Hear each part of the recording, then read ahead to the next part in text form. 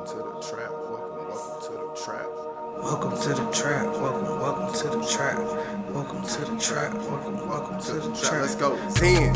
Trap. Zen. Trap. Zen. Trap. Zen. Trap. Protect. Yo, peace. Welcome back for Protect another your energy. ZTP, Zen Trap Perspective. I'm one of your two hosts, Zen P. I'm Yogi LG. And today we got an amazing book for you. All right, this book is one of my favorites. So this is Think Like a Monk by Shetty. Fantastic book, excellent read. We gonna hop right into it. Fire. Fire for sure. What you got? Tell me. What was your? Matter of fact, before you read this book, how did you find out about it? Oh, okay. So Jay Shetty is the person that did the Big Sean interview. And when we did our spiritual retreat or whatever, and we watched that video, I ordered the book. Okay, right cool. then. I knew I was going to read it. So what did you think it was about? Like, did you think it was about what it was about? So not to be like that guy, but I didn't go into it with any expectations. So I didn't really think about what I thought it was going to be about. And I didn't, like, I don't really do like pre-reads on books either. When I feel somebody say like, oh, this was a good book to me, and it's somebody that I kind of like respect or know that I try and trust energies and callings and stuff too. So it'd be like, somebody said this book. I buy a lot of stuff randomly. I know you know that. Randomly. Like somebody said a title to this book and I'm just like, yeah, let me add it to the cart or something. So that was definitely one of these. But just from the title, Think Like a Monk, and from what he talked about, I assumed it would be about his times as a monk. Like I expected nothing more, nothing less. All right. So who would you recommend it to? I would recommend this book, of course, as we say all the time, to everybody, but specifically, man, this book, I don't know if I've ever said this about a book, but this book can be recommended in so many different ways because of so many different chapters and nuggets in it. Because this is my second time reading it while we're doing this video, and I picked up something different the second time than what I did the first time. And I think it's almost like whatever you're going through in your life, that's the area that kind of will speak to you, that side of the book. So I'll literally still stick with my answer of, I recommend this book to anybody going through anything. If you just want another self-help read, if you just want another book that could possibly open and shift your mindset and create some space between you and yourself, this is the book for you. What about you? I think I targeted it as like spiritual journey junkies. Hey, sign me up, baby. Yeah, if you're trying to become obsessed more so with your journey, gain wisdom and mindfulness, I think this is the perfect. I want to add to that because we say spiritual journeys a lot and spiritual awareness a lot, and I don't want to take away from spiritual by saying this, so please try not to interpret that as that's what I'm doing, but I also want to shed more light on the self-awareness as well, self-help, personal development aspects as well. This is a book not only for people looking to be more spiritual, but again, through everything else that we talk about, because we don't always just talk about spiritual awareness, it's self-awareness as well. Looking inward and trying to be a better you and all of that, this book is for you. It even says on here, train your mind for peace and purpose every day. So I would assume if you're trying to do that, this is the book for you. Great assumption, my friend. Great assumption. All right. How would you describe this book to somebody that's never read it? And I think we kind of hinted at it a little bit, but. All right, so I think obviously this book is about thinking like how monks do, but really practicing meditation, mindfulness, and minimalism would probably be what I would describe it as. Mindfulness for sure. I mean, the chapters in this, if you just look at like the table of contents, it's going to beautifully set up book.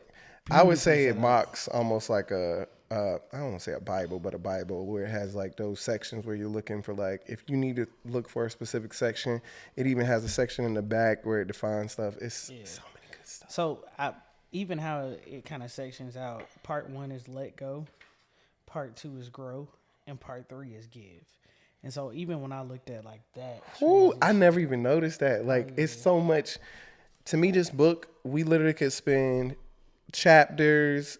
You could talk for hours on chapters, on certain sections and certain lessons, but yeah, that's big. I never noticed it, and especially the order of those steps. Like, you can't get straight to the giving. Well, you can, but you're not gonna get what you needed to get unless you kind of go through it in that order. Yeah.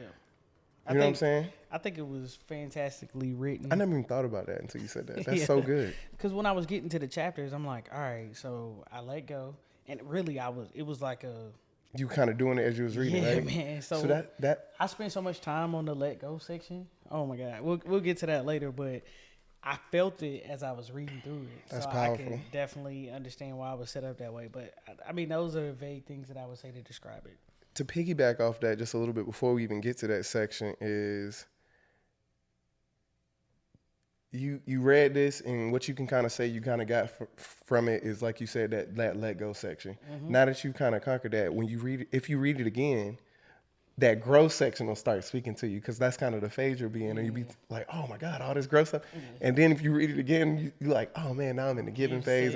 So those different phases, so you can keep kind of going back to the book. And again, I never even read the back of the book, and I just saw it again. When we're talking about how would you describe this book to a person who's never read it, or who would you recommend it to?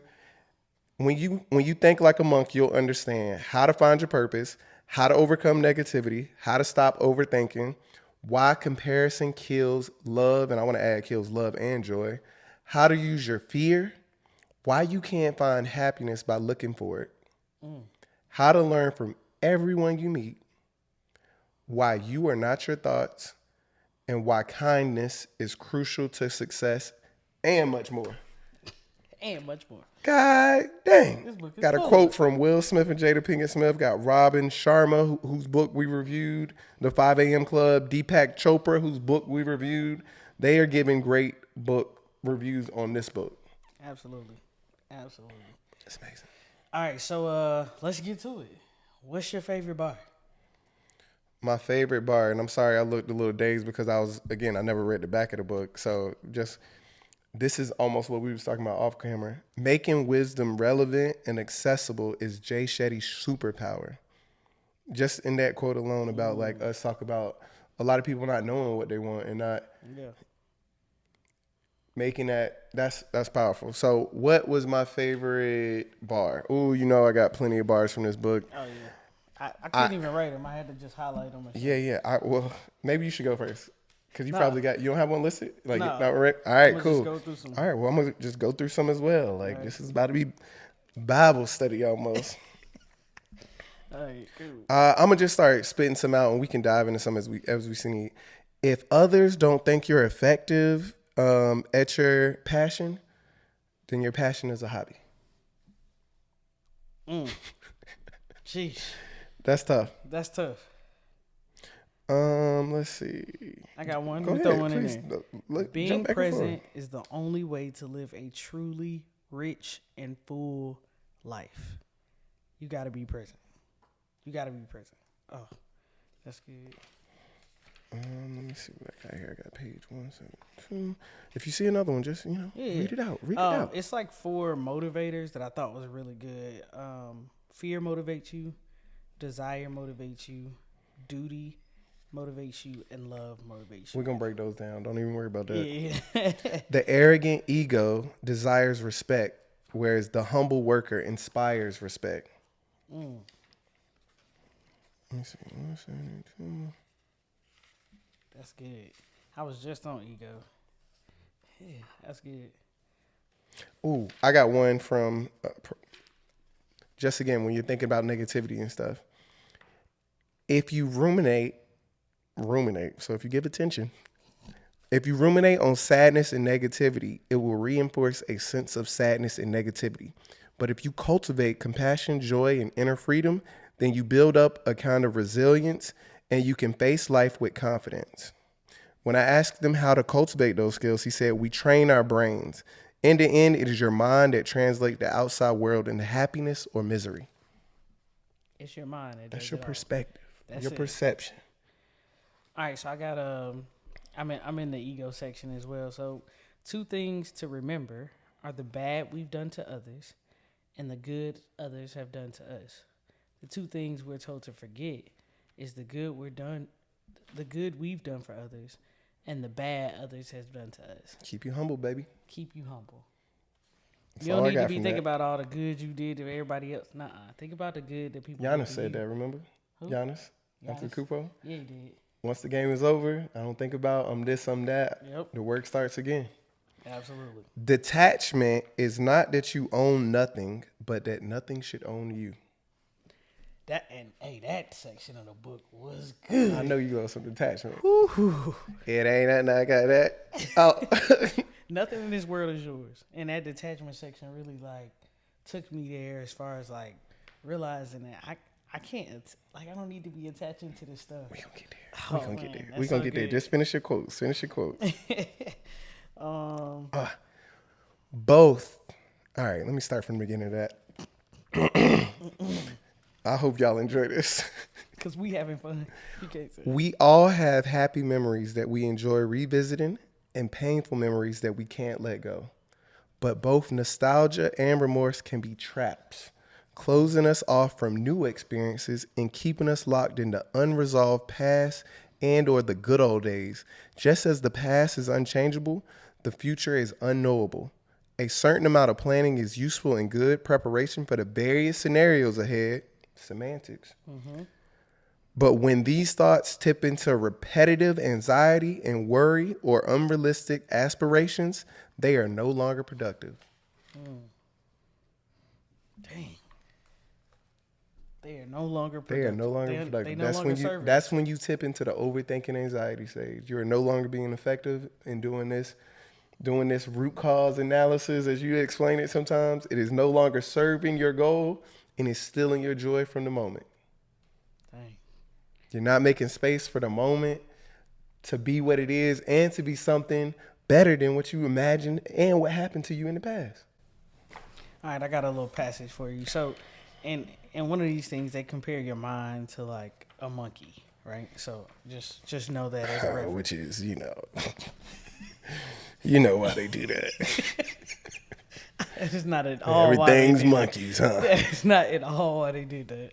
Okay, I don't identify with a monkey.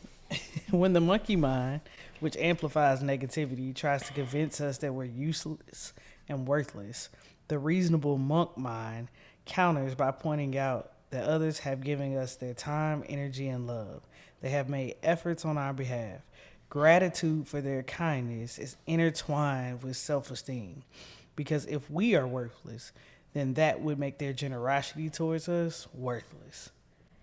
To me, that was so good, because even in gratitude, you're validating almost who you are.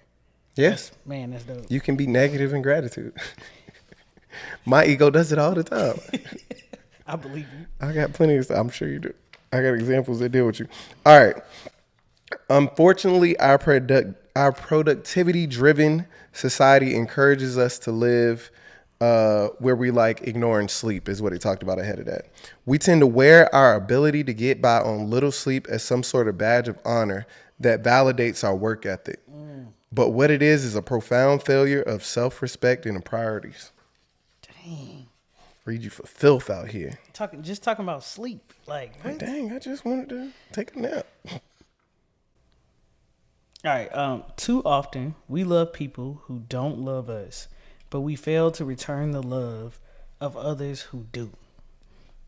You don't even love on who love you. Dang. You missing it. Giving half yourself to the people you love and your full self to people don't give up about you. Could care less. All right. There's the 4 types of trust. I thought that was good. Care, competence, character, and consistency.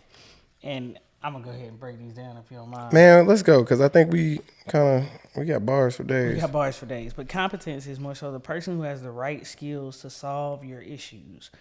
They're an expert in that area. So you go to those people for trust if they're competent, versus you go to someone you may care about. They care about your well-being and what's for you and not your success. And then he talks about character. So a person that you may go to that you trust for character is people with strong moral compasses and uncompromising values. And then consistency is your reliable friend, your reliable person that's always present and available when you need them. So in this section, they were talking about relationships and why we have relationships and the trust that we have in people. In competence, care, character, and consistency are those 4 things. And for me, I knew immediately who popped up like in my life in each area. I know who's competent, who I feel is caring, has the best character, I think, or their consistency. I know if I want somebody to just answer the phone, I'm gonna call so and so. You know what I'm saying? So facts. that definitely spoke to me because it was so real. Let me see, because again, we can kill them with quotes. Let's see. Let's just talk about some favorite sections. All right, What's so your favorite section? again, the let go area was just good for me, and really, what I got out of that was because I was looking at a lot of, I think the chapters are like identity, negativity, fear, and intention. And for me, negativity and fear just blew me out of the water. Like one of the first things I found in negativity was cancers of the mind, comparing, complaining, and criticizing. Cancers of the mind, literally. So a lot of it just really talked about like the negativity you spew out, the negativity that you are around, how others affect you, how others may view you if you're trying to be positive. And so that section really spoke to me, as well as fear. I got a lot of fear, which I'm not even gonna claim that no more. Let me say that. I'm working through fear. And this chapter really broke down some really good concepts on fear and how we let things prevent us from reaching our full potential or doing our thing. So that was probably my most, I guess I would even say difficult section, because as I was reading, and so in this book, they have all these, I'm going to just turn it around real quick, these little gray areas, and it's a bunch of them. They're everywhere, right? Yeah. And it's just like Exercises. It's exercises for you to really implement right then. So I'm reading through the book, and I'm talking about accepting fear. And then it says, try this, rate your fear. Draw a line 0 to 1, or 0 at one end and 10 at the other. What's the worst thing you can imagine? Maybe it's paralyzing. You get a paralyzing injury or you lose a loved one. Make that line go to 10. Now rate your current fear in relation to that one. Just doing this gives some perspective. When you feel fear crop up, rate it. And then does it fall next to something that's truly scary? So that was a good one for me, because I can say my greatest fear is, like you said, some type of accident or, I don't know. You don't know my greatest fear is probably dying alone. I think that's a normal, very similar fear. But if I compare that to some of the stuff that I'm scared of doing now, it's like, that's puts it in perspective. Yeah, like, that's not even. That's like that everything relative type of thing. Again, putting it in perspective. And I think what it speaks to a lot on is the logical side of your brain. Like you enjoy, what gives you a lot of peace from what I'm getting from that is a lot of logic and crossing those things out. And like what we talked about making peace with them, those different scenarios. So now you're prepared for whatever, because you like, I made peace with it.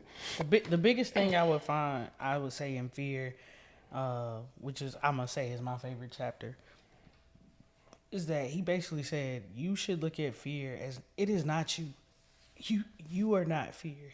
It is not part of your identity. So separate your fear from yourself. Yeah. And speak to your fear. Creating space. I can see you. I think it says something in here like, to close the gap with our fear, we must acknowledge its presence. As my teacher told us, you've got to recognize your pain. We were still seated, and he told us to take a deep breath and silently say, I see you, to our pain. That was our first acknowledgement of our relationship with fear, to breathe in and repeat it. I see you, my pain. I see you, my fear. And as we breathed out, we said, I see you and I'm here with you. I see you and I'm here for you. Pain makes us pay attention, or it should. When we say, I see you, we are giving it the attention it is asking for, just like a crying baby needs to be heard or held. So it's definitely not telling you to ignore your fear or ignore your pain. Yes, that is real. The things you are feeling is real. Just realize that you don't have to identify with those things. Speak to those things, address those things, work through those things, but you don't have to say that you are that fear or you are that pain. That's so beautiful. powerful for me. That speaks to the duality of conflicting ideas. It speaks to that of, I'm owning that I am going to be less fearful in the future, and I currently am working on that.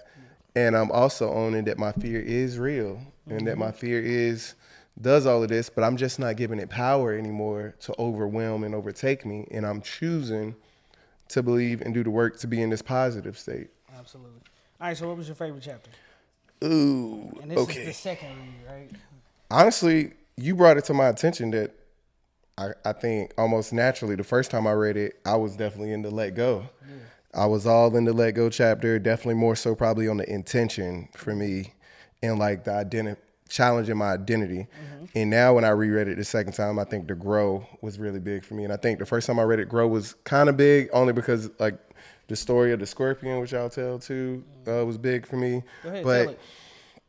all right, cool. So it's like two monks sitting by a lake. One monk has his, I guess, hand down, and they can see a scorpion about to go into the water and pretty much drown itself and kill itself. This monk will take his hand, pick the scorpion up, and put it back down to safety.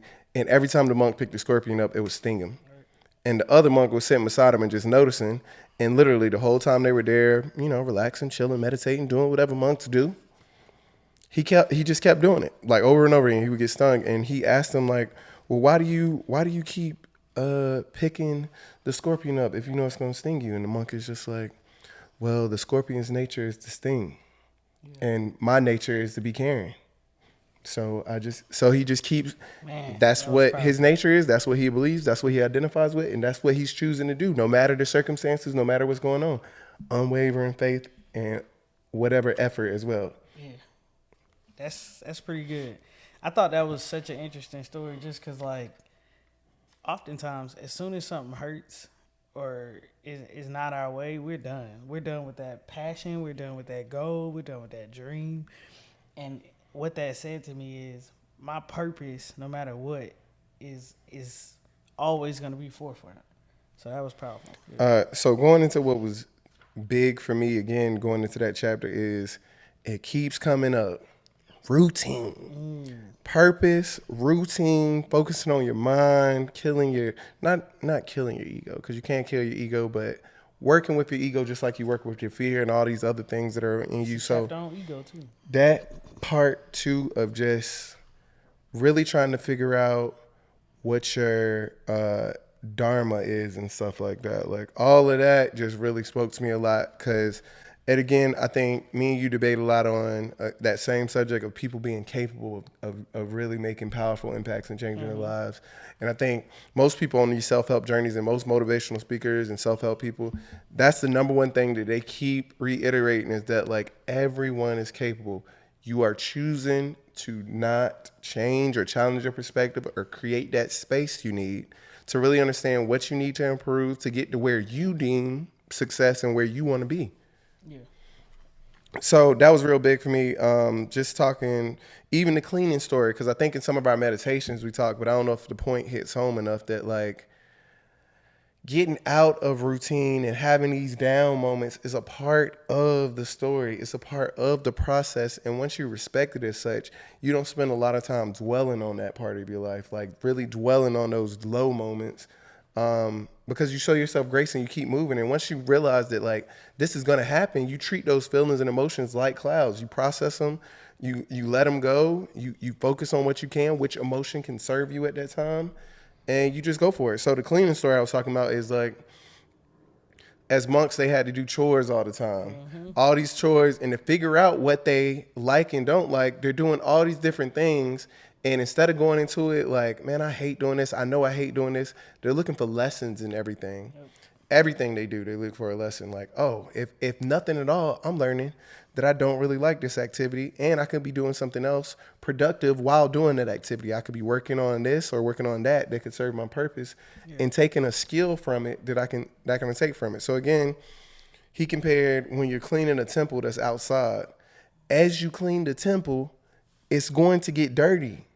As you're cleaning it, and how frustrating that can be for people. But that's how you treat meditation and your routines and stuff. As you do your routine, you're going to have these mountaintop peaks of joy and of super effectiveness. And you're also going to have these lows of, I'm doing this routine and I don't think nothing's changing. I ain't losing no weight. I ain't getting no smarter. If anything, I feel more confused than when I was because I was blissful before by just doing the bare minimum of like nothing. I wasn't putting myself out there, but now I feel terrible. Right. This can't be working.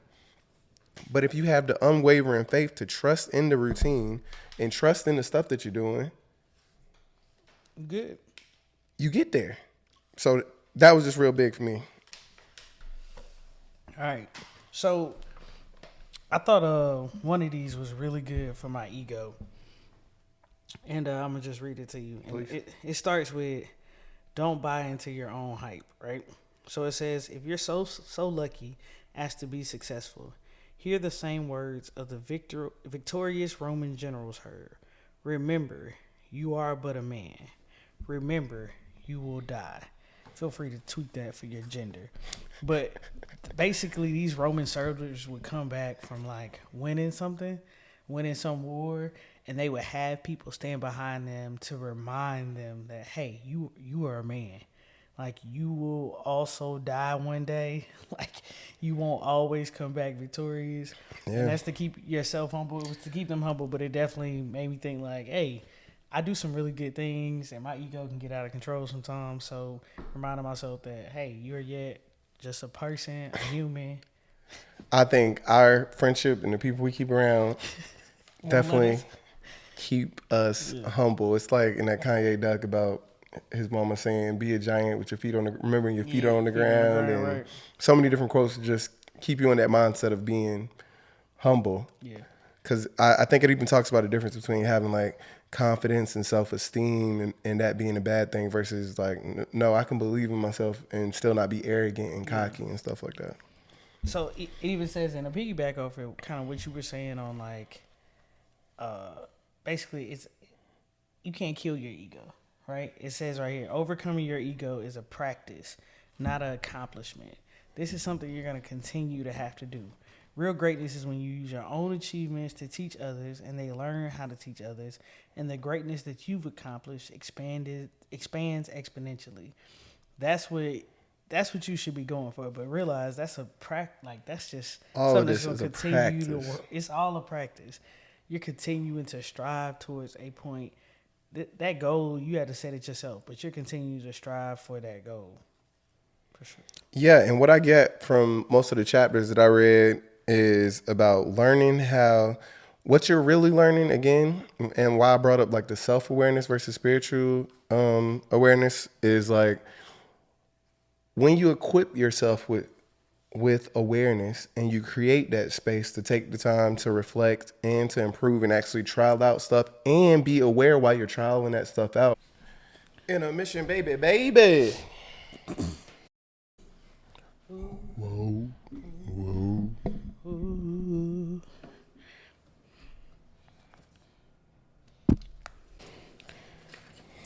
And we back like cook crack on the stoves of the people that we hate. We know what to do. We know what we ain't. We know who we are. We know who we be. We know what we see. We know. Zen P, it ain't time for the trap shit yet. It's always time for the trap shit. It's coming. Hey, damn, we shouldn't have started this. Did you find where Dharma meant? Yeah. Okay, cool. Come on, man. Good. Come on, man. Even when you ain't prepared, you're prepared.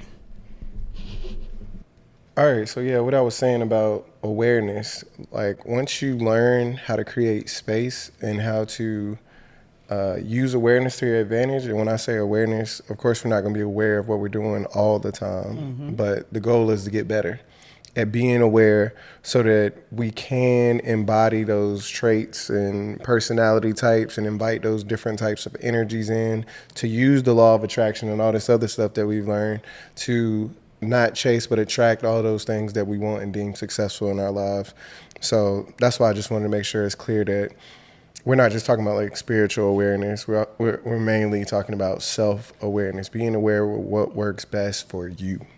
Absolutely. Yeah, so if we, kind of close out on favorite section, again, I know we talked about Dharma and monkey mind, so just want to be able to define those things. So Dharma's definition is really, it's almost like an equation. Passion plus expertise plus usefulness equals Dharma. Dharma is using, so again, what it says is everyone has a psychophysical nature, and that's almost like your intuition, your gut, whatever you want to call it, which determines where they flourish and what you thrive in, what you are good at. Dharma is using that natural inclination, the things you're good at, your thrive mode to serve others. That's all it is. And it's saying that you should feel passion when the process is pleasing and your execution is skillful. So what you're good at, the response should be positive. And when you're doing that, you should feel your passion. And you also almost should be one of those activities where you're not tracking time. Like you're not just like, oh, I wish almost that this was over, but you're just getting lost in time, getting lost in your passion, lost in your Dharma. So that's kind of high level what Dharma means. Yeah, and it breaks down like these 4 quadrants of potentials as well that I thought was really cool, which was 1 is something that you're skilled at, but there's no passion. 2 is something that you're skilled at and there's passion. And then 3 is no skill, no passion. And 4 is no passion, but skill. No skill, but passion. So in that, I think they even start going into something they call Varna. Varna, yep. Varna, which is, I'm trying to find a definition to that. But basically, there are 4 Varnas, and the Varnas are the guide, the leader, the creator, and the maker. And you can think of Varna as passion and skills. Yep. Seva is understanding the world's needs and selflessly serving others by using your Varna, which will equal your Dharma. Exactly. So it really starts going into like driving into your purpose, and it has a personality test at the end, which I think we both took. Did you We take both took. I don't know what you got. She don't know what I got. So Okay. I'm definitely excited about that conversation. But just the last kind of graph that Okay. we're talking about as well is I like this Venn diagram of where all these different skills and passions or Vernas meet. That is where your Dharma is. Your Dharma is at the center. And those circles are passion, skill, compassion, usefulness, service, charity, talent, which is, again, to you, occupation. Dharma's in the middle of where all of those meet. Yeah. Super dope, super dope. All right, so let's talk about our verdict. All right, your what? Verdict on our test. Oh, Our verdict. I personality thought you were test. saying like Varna or something. No, our verdict.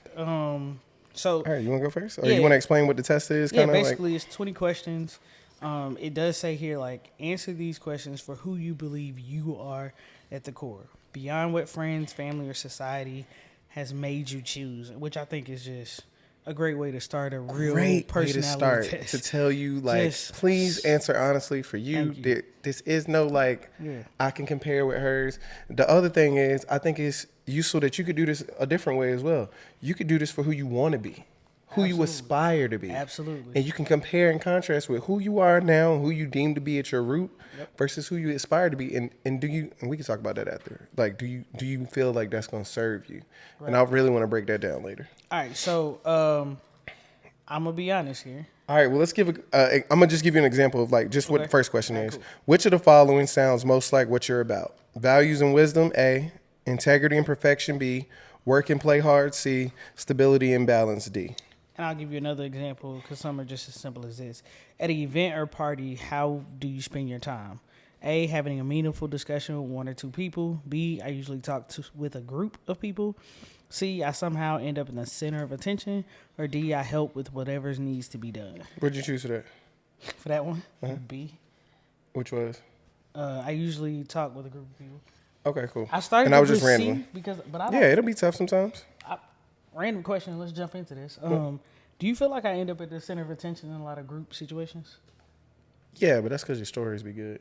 But I'm a good story. and you being vulnerable. So I think you really honestly could have chose any of those answers. Yeah. Literally any of those. Because I do, like, I purposely go to, like, 1 or 2 people and have a very deep conversation in group settings. And that's what I put. I put A. Because I'm thinking at the core of me, what would I like prefer? Yeah. At the core of me, it would definitely be just one meaningful conversation. All right, I feel that. That's what's up. So, you want to tell what you got first, or? Yeah, I go first. All right. I don't like going first, but all right. So the answer key is just simple. The most selected letter likely reflects your Varna. My most selected letter, oh, I didn't realize this. I guess it was a tie. Mine is a tie, too. That's crazy. Mine is a tie between God and Creator. Mine's a tie between guide and maker. That's the logical side of you. Yeah, for sure. So I think I got interesting. 7 for guide, 7 for maker. Leader, I got 4, and creator, I got 2. That says a lot. Leader, you got 4? Yeah. Leader, I got 4. I got 2 for maker. Okay. So we swapped in creator maker basically. Yeah, that You're says a definitely lot. a creative though. I tell you It's that so all the annoying. time. It's so annoying. He doesn't want to accept that, but he's definitely. And we can break that down in another video of why I don't want to accept it. But I agree. I am very intrigued in the creation process and Absolutely. everything creation. But I guess the maker aspects of creation, I'm not. And I think a lot of the maker aspects in creation, you still don't lean into. Is why I get upset when you start because I don't lean praising into my creation. Because then that lets me, that allows me to back away from being a creative. Is that what you're saying? Yeah, it gets you off the hook. I mean, the things you excel at don't mean I'm off the hook, right? No, I didn't say that. Okay. What you mean by that? I mean, putting yourself out there and trying those things to truly say that you don't. All right, so even going more into that, and this is like, if you're really looking for your purpose, I think this whole chapter and the personality test will help. But I'm gonna give you. Oh yeah, please break that down. What I highlighted here is out of these 4, when I was reading, I took the personality test at the end. When I was reading, I highlighted which one I thought I was gonna be. Nice. So I highlighted guide. Same. I thought I was gonna be a guide. Tie for guide. So I think that's good. But what this does is like tells you different things or modes about each of these varnas. So for example, for guide, originally and today is teachers, guides, gurus, coaches, mentors. Their skills are learning, studying, sharing knowledge and wisdom. This is a coach or a mentor, no matter what role they play. They like having time and space to reflect. They value knowledge and wisdom. They like to work alone at times. They find that helping people is meaningful, fulfilling, and is purposeful. They enjoy intellectual pursuits in their spare time. They do not. Mode of ignorance is what this is now. Is don't practice what they preach. They don't lead by example, and they struggle with implementation. So mode of ignorance is just saying what to watch out for if you are a guide. Right, and mode of impulse as well. Love to debate and destroy others' arguments. Use knowledge for strength and power. Intellectually curious.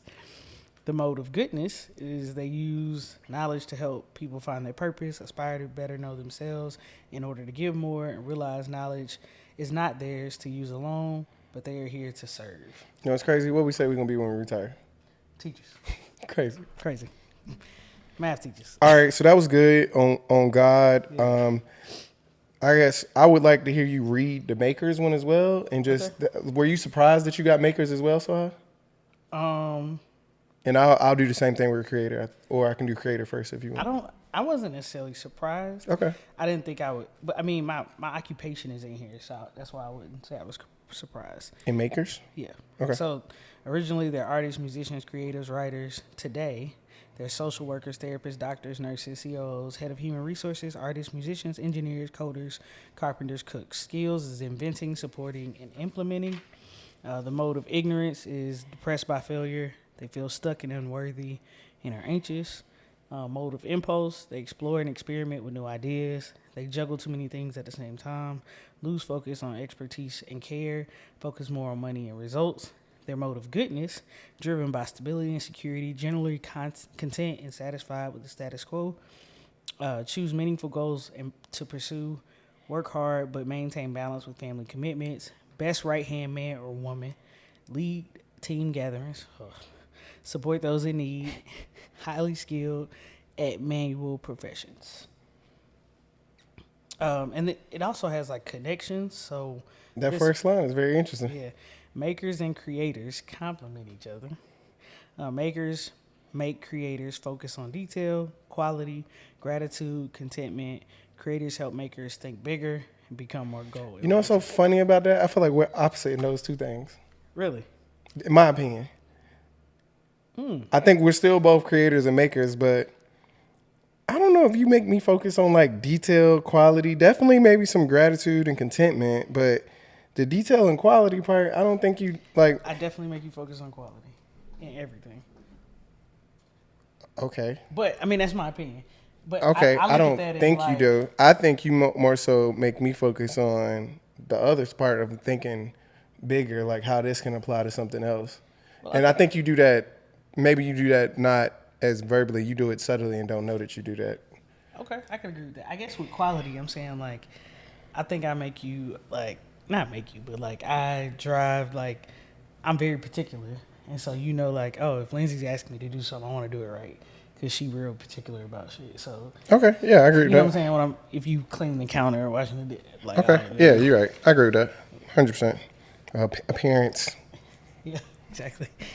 Pay attention. We need no. You got to do better than that. But yeah, so Varna's section and purpose was super good. That's probably what I would say I can apply to my life right now. It's just using this and some of these. I think with the maker, what's super surprising is I identify with a lot of the mode of ignorance and mode of impulse in that a lot. Yeah, and what that, again, awareness does equips you with how to counteract those and Absolutely. be proactive. If I run through the creator real quick, originally they're merchants, business people. Today they're marketeers, salespeople, entertainers, producers, CEOs. Skills is brainstorming, networking, and innovating. They make things happen, can convince themselves and others of anything. Great at sales, negotiation, persuasion.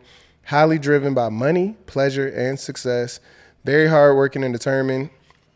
Excel in trade, commerce, and banking. Always on the move. Work hard, play hard. I love that answer for a lot of stuff. Work hard, play hard is very big for me. Do both very well. Mode of ignorance can become corrupt and sell things with no value. Start to lie, cheat, steal to sell something. Beaten down by failure, can get burned out, depressed, or moody just due to being overworked. Mode of impulse, status driven. Dynamic, charismatic, and captivating. Hustler, goal-oriented, tireless. Mode of goodness, use money for the greater good. Create products and ideas that make money but also serve others. Provide jobs and opportunities for others. I love that mode of goodness. I think the mode of impulse, again, is something that speaks to me. I definitely can get burnt out a lot of times, just like overthinking or trying to do too much at once instead of taking on one thing at a time. I don't think I'm status driven too much, but I definitely, I'm very aware that I am capable of being very dynamic, charismatic, and captivating. And I try to counteract that by being overly humble and overly other things to help keep me grounded, because I know my ego can easily go through the roof and make me be some charming person that's selling whatever. Gotcha. Yeah, I don't want to be out here pushing P for the wrong things. All right, is there anything you can apply to your life right now from this book? Which is tons of stuff, but yeah. Routine. Again, routine. I'm definitely going to use this book to help define out my routine, and I'm going to dive completely into it by establishing a morning routine and an evening routine. It talks about you want to use time to figure out that routine, and that routine for the morning when you're using time is thankfulness, insight, meditation, and exercise. This is all the same stuff. 5 a.m. Club, other videos and books we work where they're talking about the morning routine, the miracle morning, all of this stuff. They're saying the same thing. I think once you start to do the studies and the readings, like we keep talking about, it almost gets to the point where you be reading and you be like, man, you start talking to yourself like, Paris, how many times do you got to reread about a routine before you actually going to get one? Right. How many times you got to see this? So the evening routine, it talks so much about, again, it mentions, okay, so let me break down what the monkey mind is too now, because that would be a good point. And what's the original question? What I'm taking away from this? Oh, routine. All right, I just want to make sure. I know I might ramble a little bit. Routine. Monkey mind equals pretty much a child's mind. Mm-hmm. So when you're a monkey mind, you're just stuck in a very childlike temperament. Mm-hmm. Not childlike. Childish. I want to be very specific on that. But I don't want to say childlike. Use the analogy about like how your mind just swings from one spot to the other, going with the flow. Another aimlessly. metaphor for your mind and thoughts and feelings are all clouds. Yep.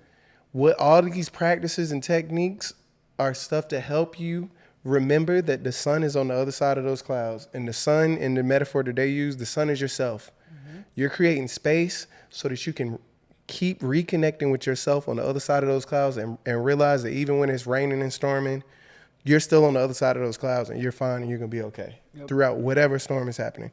So again, the monkey mind is just that childish mind. So right now, to be childish, defined as by this book, not by Paris, is you react quickly to stuff emotionally. You are suffering from overthinking because, like I talked about at one point, when you have those bad thoughts, good thoughts come and you just are fine with those. But when the bad thoughts come, oh no, why am I thinking that? I'm a bad person. I'm doing this. I'm doing that. Now you get into this feedback loop of you're trying to police yourself instead of giving yourself grace, which you eventually get to, but you truly don't. You know, you start just staying in that anxiety, depressed mindset instead of choosing to know that this time will come out and choosing to do some kind of technique to get you out of it. Absolutely. That's great. I just got one more thing You can that say whatever you want. I really wanna say. And this is more so about like meditation.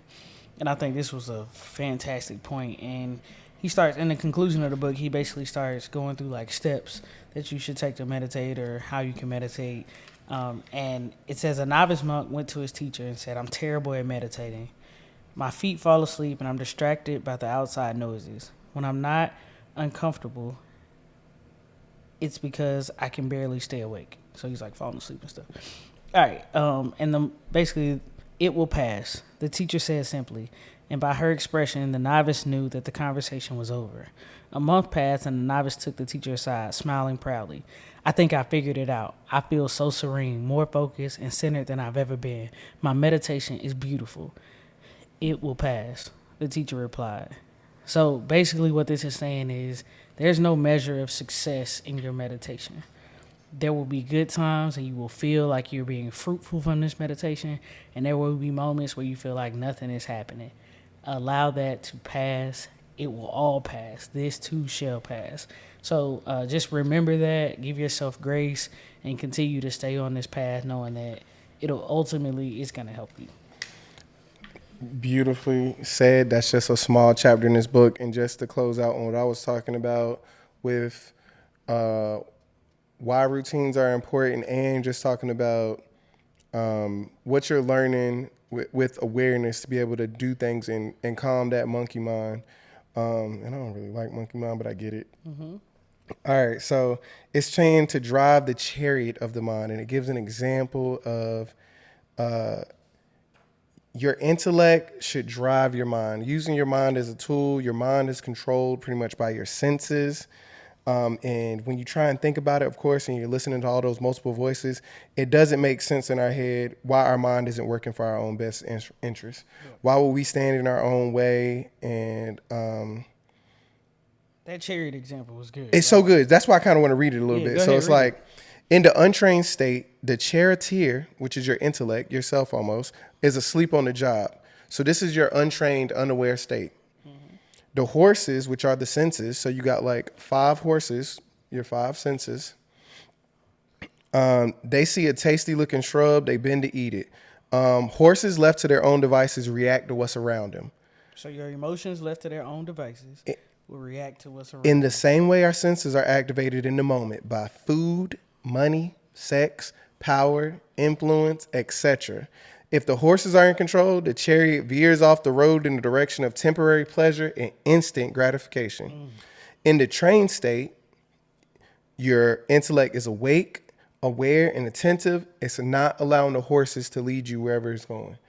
You're leading these horses with your mind. And the charioteer uses the reins of the mind to carefully steer the chariot along the correct route. And it breaks down literally how you can master those senses.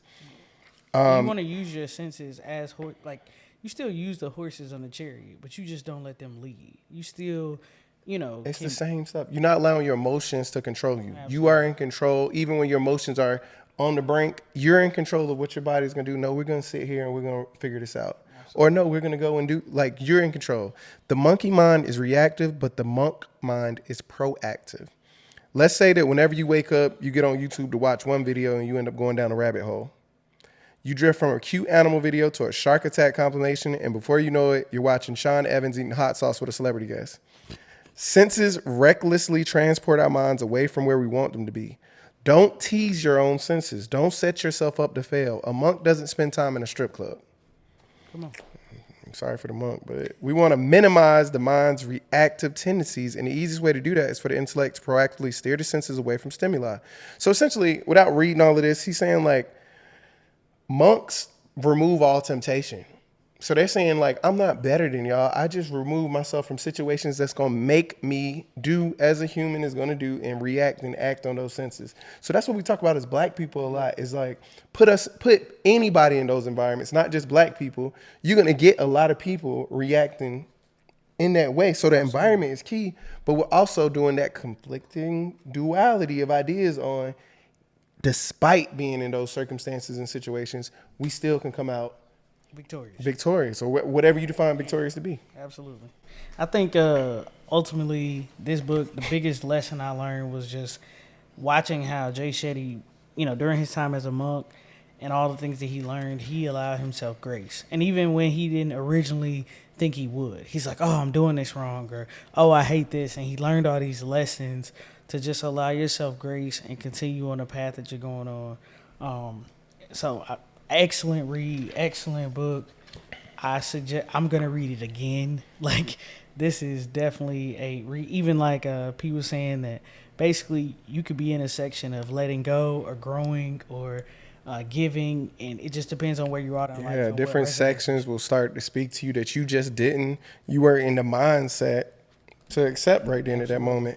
The last thing I was gonna say really about like the evening routine that it talked a lot about is that like your evening routine is just as important as your morning routine because it sets you up for your morning routine. It's like he talked about how like going to sleep anxious and thinking about all this stuff you got to do in the morning.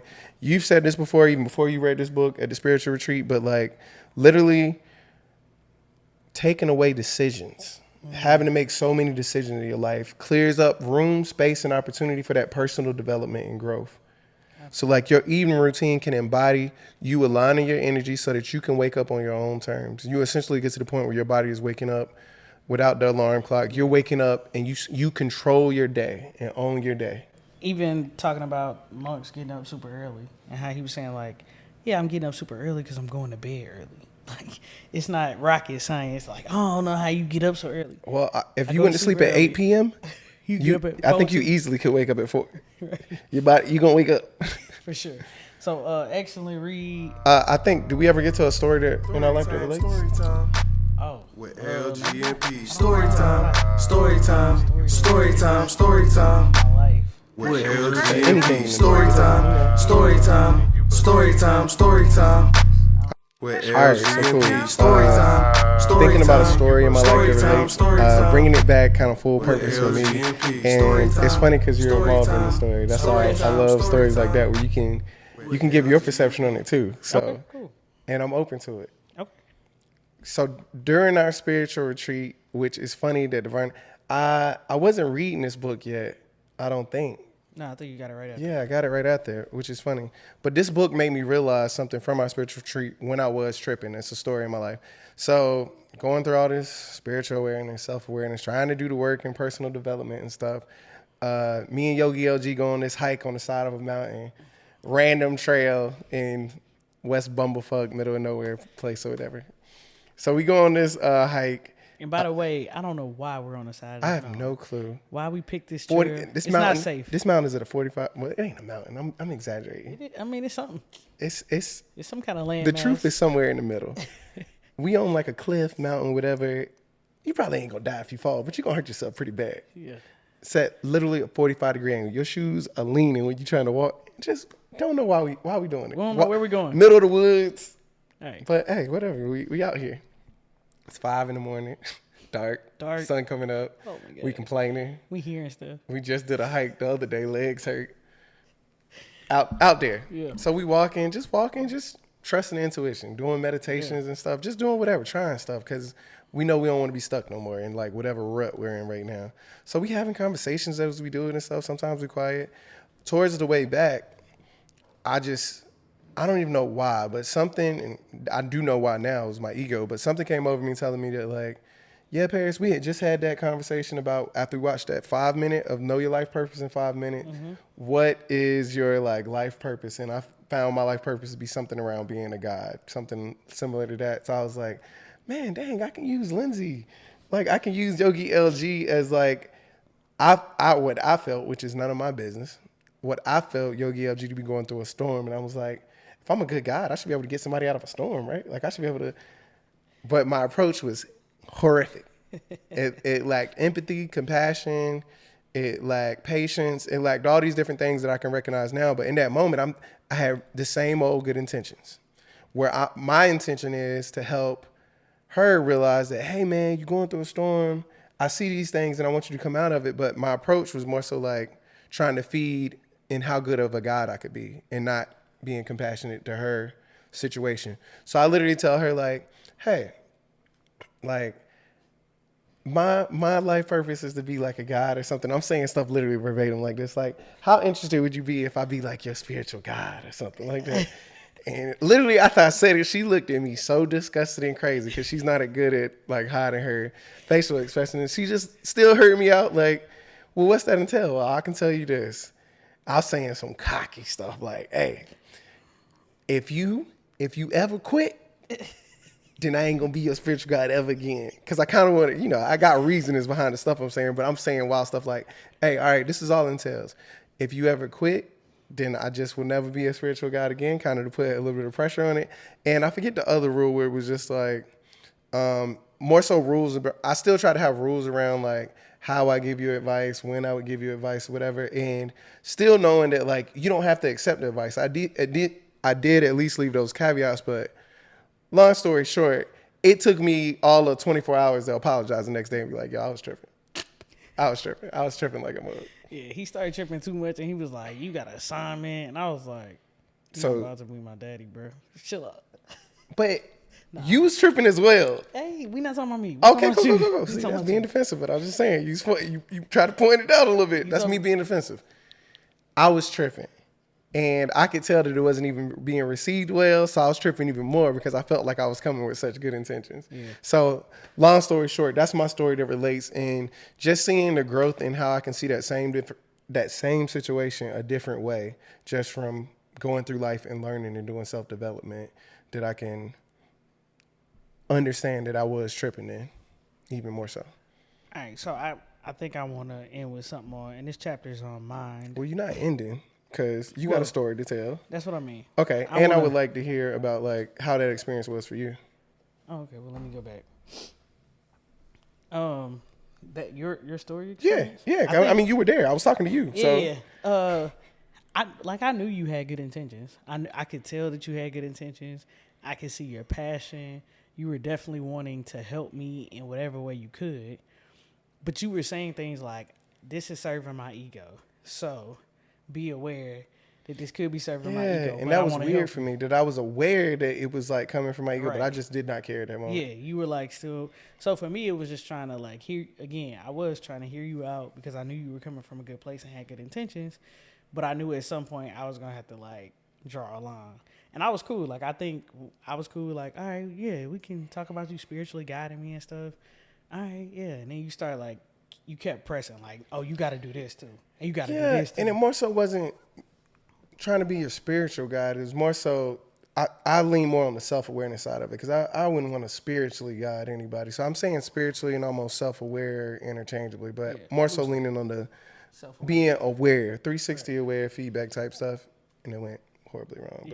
But I mean, I think I was slightly offended, but it wasn't no big deal. Like, I just knew you was feeding your ego, and you had already said that. So I was like, yeah, he definitely feeding his ego now. So, you know. A story that relates to my life. When I was reading this book, I thought about just because I've been a positive person for a long time. I would say that. I'm okay with saying that. But I haven't always, been super self-aware or whatever. So I've always been working at this. When I was younger, 16, 17, I listened to NDRE for just for fun. Like, I just blasted her music in my room. That was my person.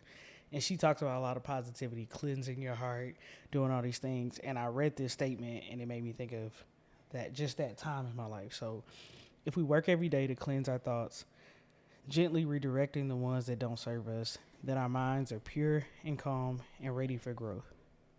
And another one says, if you ruminate on sadness and negativity, it will enforce a sense of sadness and negativity. But if you cultivate compassion, joy, and inner freedom, then you build up kind of a resilience, and you can face life with confidence. And so I think that my positivity and confidence has come from me just constantly putting certain things in my life to remind me to be a certain way, to cleanse my mind, to put joy into people and compassion into people, knowing it'll come back. So I think that has always been a big part of my life, and I think even this journey of like Zen Trap and reading is just kicking that back into gear, and I feel myself becoming more positive by the moment. So it's kind of a story in my life that relates, I guess.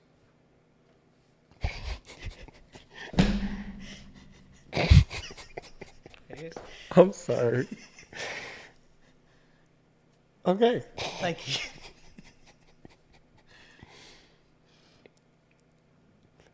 For my understanding, what was the story part? Just me listening to NDRE, not necessarily a story. Just me. Okay, cool. Okay. This is a good book. This is a very good book. Go listen to NDRE while you read this book. Break the shell. You should. That's a good song. Get It Together. That's a good one too. I don't know any songs. Yeah, but. cool. All right, anything else? Nah, man. I think I'm all talked out on this. I could keep going for sure, but you gotta get what you get from the book. You can't take what we get. I hope it just inspires you to, even if it's not this book, I hope it inspires you to do whatever it is you need to do to get to where you want to be. Absolutely. Again, this is another Zen Trap Perspective. This is on Think Like a Monk by Shetty. We recommend you read it. I'm Yogi LG. Zen P. Protect your peace. Protect your energy. We out. We out.